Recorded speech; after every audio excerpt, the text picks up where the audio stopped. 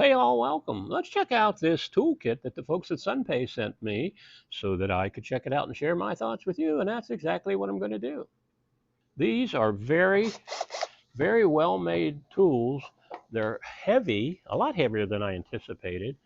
They are homeowner high quality tools. If you were to go out and buy professional grade tools, well, everything that's included in this kit, you'd spend at least 800 bucks. This 255-piece kit comes packed with the exact tools you need to handle everyday repairs around the house, including basic automotive work. And because it includes a 21-volt drill and a solid set of drywall anchors, you are completely covered for hanging shelves, pictures, curtain rods, or even putting up a TV wall mount.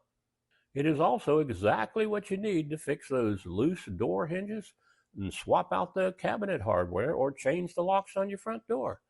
Think about what a locksmith or a handyman would charge just to show up. Now, with a kit like this, you can just watch a quick video and do the repairs yourself.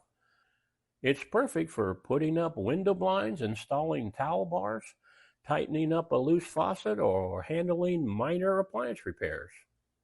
Plus, the included socket sets means you can knock out maintenance on your bicycle, lawn equipment, or even basic car repairs.